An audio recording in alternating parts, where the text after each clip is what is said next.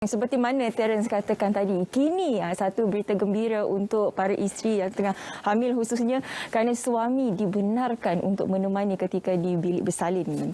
Yang satu momen yang sebenarnya bersejarah lah untuk setiap keluarga menyambut kelahiran baru.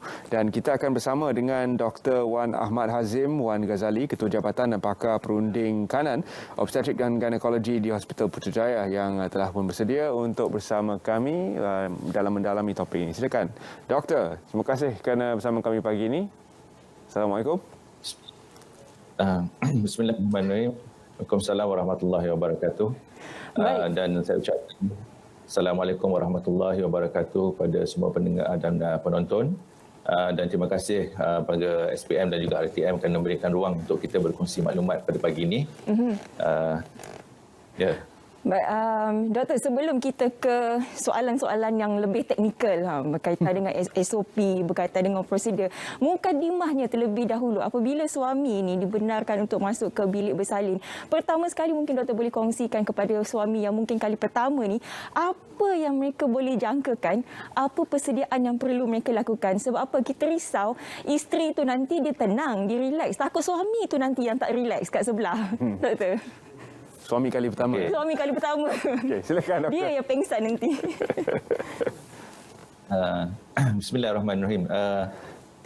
Jadi yang pertama sekali, proses meneman isteri dalam bilik bersalin ini bukan satu perkara yang baru. Sebenarnya telah diamalkan lebih daripada 10 tahun dah. Dan saya rasa biasanya suami-suami ataupun isteri ataupun couple yang nak melahirkan anak ni, biasanya dia orang akan dapat information daripada kawan-kawan yang lain bahawasanya boleh meneman dan sebagainya. Dan sejak 2 tahun lepas, kita terpaksa menghadkan di hospital-hospital kerajaan terutamanya proses meneman ni. Jadi memang betul lah kadang-kadang isteri itu tenang tapi yang akan agak gusar atau gelisah itu suami. Kerana itu adalah pengalaman pertama, terutamanya yang pertama lah. Jadi yang pertama sekali yang penting ialah untuk meneman akan isteri di tempat bersalin ni, yang pertama sekali mestilah memenuhi syarat-syarat yang telah digariskan. Dan saya rasa 28 hari bulan September itu kita telah menerimakan satu perkeliling daripada kementerian yang mengarahkan kita untuk membenarkan suami untuk menemani isteri. Dan dah tentulah isteri juga menarik nafas yang lega juga kerana bolehnya suami itu berada di samping mereka dalam keadaan pandemik ni terutamanya. Jadi yang pertama sekali, suami harus memenuhi kriteria tertentulah. Yang pertama yang telah digariskan, keputusan negatif bagi ujian pengesahan COVID-19, RT antigen ataupun PCR yang dibuat dalam masa 3 hari. Dan yang keduanya, suami hendaklah menunjukkan sijil vaksinasi digital COVID-19 14 hari selepas lengkap dos kedua. Bagi vaksin 2 dos seperti Pfizer, AstraZeneca ataupun Sinovac, ataupun 28 hari bagi mereka yang mendapat vaksinasi Johnson & Johnson ataupun CanSino. Dan yang keduanya, selain daripada menunjukkan perkara tersebut, hendaklah berada dalam keadaan yang sihat, tidak boleh bergejala. Dan yang keduanya, hendaklah sentiasa memenuhi standard operating procedure yang telah ditetapkanlah. Maksudnya ada face mask, kalau ada face shield pun tak apa, kita terima juga lebih baik.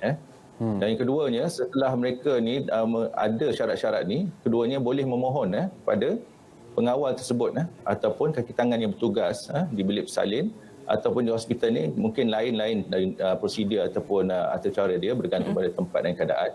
Jadi mereka boleh merujuk pada tempat jabatan bersalin tersebut. Dan bila mereka mengatakan hasrat itu, maka rintitan prosedur itu akan dijalankan. Kerana setiap hospital telah pun ada prosedur ataupun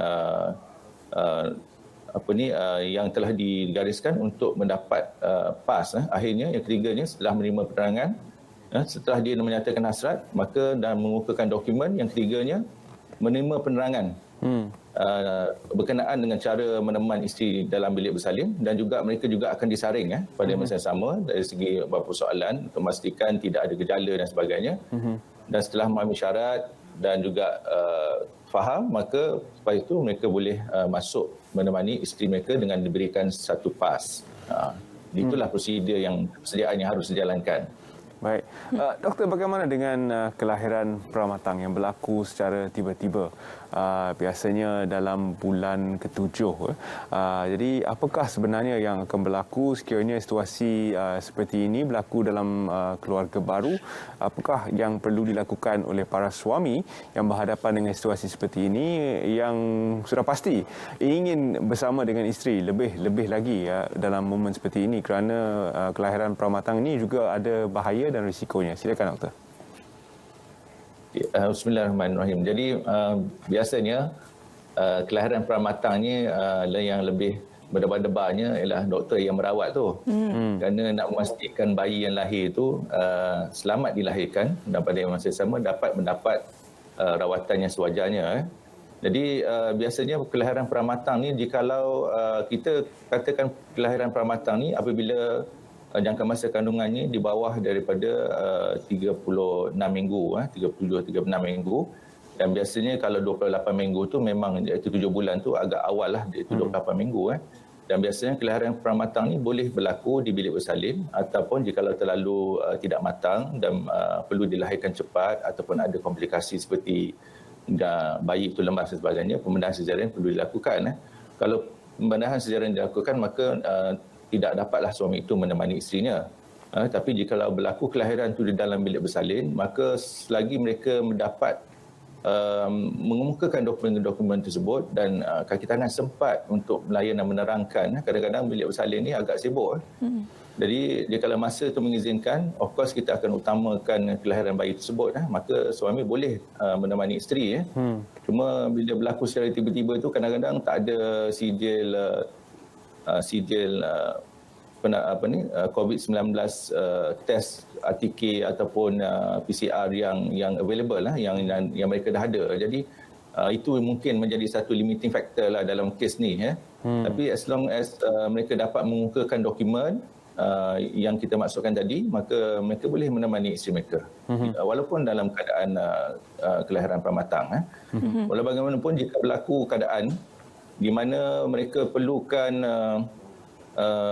prosedur tertentu, kadang-kadang kita tengok suami ni tak berapa berani sangat untuk menghadapi keadaan tertentu. Jadi kita akan tanya, boleh ke tak boleh? Kalau tak boleh, dan kita biasanya akan suruh suami itu menunggu di luar. Kadang-kadang isteri juga yang akan beritahu, abang tunggu dekat luar sajalah, jangan tunggu dekat dalam. Ada juga macam tu. Jadi itulah yang kadang-kadang kita tengok yang berlaku dekat bilik bersalin. Jadi benda ni sangat dinamik sebenarnya. Tapi kita biasanya akan bagi ruang untuk memastikan bahawasanya emosi dan moral isteri itu sentiasa disokong semasa bersalin. Doktor, mungkin soalan ini tidak relevan dalam jangka masa panjang, tapi untuk jangka masa terdekat ini masih ada sekumpulan dewasa yang belum menerima vaksin. Jadi seandainya seseorang suami itu berada dalam kategori belum menerima vaksin atau belum lengkap 2 dos dan sebagainya, ketika berlaku kelahiran pramatang, apakah ada kelonggaran untuk suami itu berada bersama isteri ataupun tidak dibenarkan? Bismillahirrahmanirrahim. Jadi buat masa ini kita akan mengikut garis panduan yang telah disediakan. Walau bagaimanapun saya rasa benda itu boleh diperbincangkan di peringkat jabatan ataupun tempat kelahiran masing-masing. Kerana ada juga kes-kes di mana bukan saja bila berlaku komplikasi yang agak berbahaya, jadi biasanya kita akan bagi penerangan pada suami. Dan walau bagaimanapun setakat ini, jikalau tidak ada sijil vaksinasi daripada mereka, kita akan minta mereka mengikut prosedur yang telah ditetapkanlah. Maksudnya tidak dapatlah menemani isteri mereka. Walau bagaimanapun benda itu boleh dibincangkanlah di peringkat hospital masing-masing. Kerana keadaan hospital berbeza-beza. Dengan ada setengah, tak semua hospital sebenarnya boleh menemani isteri sewaktu bersalin, kerana ada juga bilik bersalin yang terbuka di setengah-setengah hospital. Jadi hospital-hospital yang mana ada bilik tersendiri saja yang dibenarkan untuk suami untuk menunggu. Jadi ini memang sudah sedia ada lah. Ada hospital-hospital yang boleh dan ada hospital yang tidak dapat melaksanakan proses menemani isteri sewaktu bersalin. Di antara persiapan yang perlu dilakukan, pastinya nak siapkan baju. Berapa helai baju nak kena ada ni untuk isteri, dan juga sekarang ni disebabkan suami beri teman, berapa baju pula yang suami nak pakai ni. Jadi persoalannya di sinilah, berapa tempoh masa yang dibenarkan oleh suami untuk berada di bilik ward tersebut sebelum check out ni, doktor? Okey. Jadi bagi seorang suami yang nak menemani isterinya, biasanya bila dah masuk dalam bilik bersalin, kita akan buat persediaan lah. Mungkin isteri tu datang daripada tempat pemeriksaan penilaian awal dan dia dah tukar baju, kita dah masukkan dia atas katil, kita dah bagi orientasi pada isteri dan kita telah letakkan ambil darah dan sebagainya. Dan setelah benda tu selesai ataupun setelah melaksanakan epidural bagi mereka-mereka yang inginkan epidural, jadi kita lepas itu baru kita akan bagi suami masuk dalam bilik bersalin. Dan suami akan tunggu di bilik bersalin itu sehinggalah kelahiran isteri dia. Dan selepas bayi itu lahir, biasanya kita akan bagi tahu dekat suami, boleh tunggu di luar dulu sehinggalah selesai urusan mengelap anak, bagi vaksinasi, mengeluarkan placenta dan juga menjahit apa yang patutlah kalau ada luka dan sebagainya. Dan selepas tu kita panggil dia untuk azankan bagi yang Islam. Dan selepas tu mungkin masuk bagi baju, bagi barang-barang yang isteri perlukan. Dan kemudiannya setelah dihantar ke ward. Jadi setakat itu sajalah yang diberikan untuk suami-suami pada waktu bersalin. Dalam kesempatan masa yang hari ini, doktor boleh nasihatkan jugalah kepada ibu bapa, terutamanya ibu bapa yang baru nak menimang cahaya mata sulung ini, dalam nak menima cahaya mata sulung waktu pandemik pula ini, nasihat kepada mereka mungkin sedikit apa persiapan yang perlu mereka lakukan. Silakan doktor. Bismillahirrahmanirrahim. Yang paling penting sekali dalam nak menimang cahaya mata dalam masa pandemik ni adalah pastikan yang pertama ni selain daripada vaksin, ya, kalau macam yang Terence dan Syafiqah dah tunjukkan tadi, kita dah capai lebih almost 90% vaccination kan bagi seluruh rakyat. Jadi selain daripada vaksin, yang paling penting sekali, walaupun kita vaksin, kita pun tahu bahawasanya COVID masih lagi boleh kita dapat. Jadi yang pertama, buat perancangan awal, siapkan syarat-syarat dan dokumen yang dimasukkan. Yang kedua, dalam proses mengandung ni, suami isteri kenalah pastikan mereka ni terhindar daripada mendapat penyakit COVID-19 walaupun dah divaksin. Kerana jika COVID-19 berlaku sewaktu mereka dalam kelahiran, jadi prosedur tu, kelahiran tu dah berbeza, jalan laluan dia dah berbeza. Jadi suami tidak akan dibenarkan untuk menunggu isteri sewaktu kelahiran, dan sudah tentu isteri pun tidak dapat dilahirkan di tempat yang dimaksudkan. Contoh nak lahir di Hospital Putrajaya, tapi tiba-tiba dapat COVID semasa nak sakit tu ataupun 2-3 hari sebelum sakit tu, terpaksa kita hantar ke hospital lain, Hospital Sungai Buloh, Hospital Ampang dan sebagainya. Jadi dah tentulah tidak dapat menemani isteri. Jadi itu penting. Jadi penting juga bagi suami isteri yang nak menimang cahaya mata di waktu pandemik ini, selain pada vaksinasi, pastikan sentiasa jaga SOP, hindari daripada COVID-19, terutamanya di akhir-akhir pengandungan isteri, untuk pastikan mereka boleh bersama isteri sewaktu kelahiran. Baik, terima kasih kita ucapkan kepada Dr. Wan kerana sudi bersama kami pagi ini, memberi penerangan yang begitu menyeluruh kepada ibu bapa yang bakal menimang cahaya mata. Jadi sudah pasti mereka sedia maklum tentang apakah prosedurnya sekiranya suami ingin menemani isteri untuk kelahiran anak baru. Terima kasih kerana bersama kami, Dr. Wan. Terima kasih sekali lagi kita ucapkan kepada Dr. Wan Ahmad Hazim Wan Ghazali, Ketua Jabatan dan Pakar Pernikahan Obstetrik dan Ginekologi Hospital Putrajaya. Baik.